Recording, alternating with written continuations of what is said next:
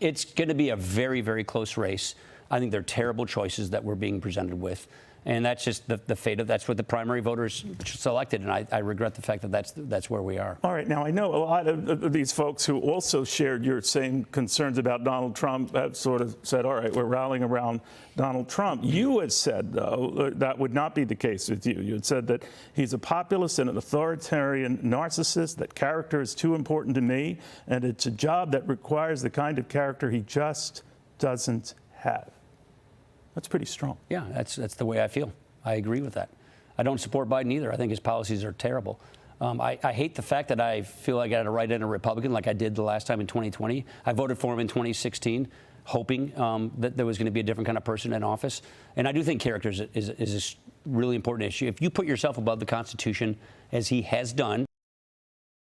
All right, Paul Ryan, the former Speaker of the House, had a good relationship with Donald Trump at the very beginning. Anything but that right now. The two have been clobbering each other online. So he is one of those who will not go back, even though Donald Trump looks like the inevitable Republican nominee and is a good shot at taking back the White House. And not if Paul Ryan can help it. Eric Levine might, in fact, feel the same way, but he is still going to vote for Donald Trump. I think I mistakenly said he's raising money on his behalf. Eric, you are not doing that, right? That's correct. But there are others who are. Correct. And I'm just wondering why you're not. I mean, why not go full in? Well, because I'm a one-man band, and I've always been focused on the Senate, and I continue to be focused on the Senate. It is not, as former Speaker Ryan pointed out, it's going to be a very close election.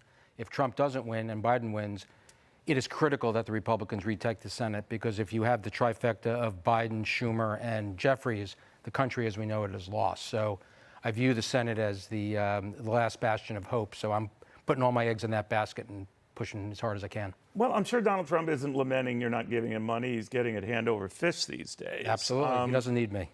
So you don't have any sway within the party. I have no sway with him, that's for sure. But he is the party, right? Well, you know, I think a French president once said that, a French king once said that as well. You know, certainly whoever the nominee is the guy or the woman of the party, sure. But I'm not looking for a job. So I'm just looking to help the country. And I think the best way I can help the country is for the Republicans to retake the Senate. That's where I can have the most impact. No matter how much money I'd be able to raise for Donald Trump would not be able to, you know, make any difference. But the money I raise for these individual candidates in the Senate or the NRSC, and I'm going to be doing an event for Speaker Johnson, I think those dollars will have a much more significant impact than any money I could raise for the president. Does it worry you Speaker Johnson kind of follows whatever the marching orders? I don't think that's a fair way for me to characterize it, but whatever the direction is of Donald Trump when it comes to just responding very, very strongly to not only the court cases and going after the prosecutors who have been prosecuting the president, but does that go too far? Does that unsettle you, that type of behavior? Actually not. I've been very vocal in my opposition to Alvin Bragg's prosecution in New York. I think it does reflect lawfare, the weaponization of our criminal justice system. You know, and people attack Donald Trump for attacking our institutions, but it's one thing you told me, don't vote for this man because he's attacking the institutions and the other side care. The other side doesn't care about our institutions. There's a perfect example. No, I understand what you're saying, but the criticism, I raised it with Johnson myself, that is weaponizing the House to go after those you claim are weaponizing the Defense Department really advancing the ball? But I don't think he's weaponizing the House. I think he's making a political statement as to this is how he views how the Justice Department and the criminal justice department. But is this a preview of coming? I guess what I'm saying, let's say it is a Trump presidency, is this what we're going to see? A lot of, all right, we're going to settle scores here. For me, I certainly hope not. Yeah. I mean, the country is best served if we have public servants that advance the goals of the American people. And that's going forward. That's not looking back. So when you hear someone like a Paul Ryan is worried about Donald Trump doing that, do you worry about that? Look, Donald Trump, if he was really wedded to that, he could have gone after Hillary Clinton. He didn't. He did not go after Hillary Clinton. He actually made the world's a hell of a lot safer when Donald Trump was president. Your prior piece with Mr. Chang is a perfect example of that. You have the Russians and the Chinese in Cuba. You haven't seen anything like that since the Cuban Missile Crisis. You know, you forgot to mention that the Chinese have listening stations in Nevada.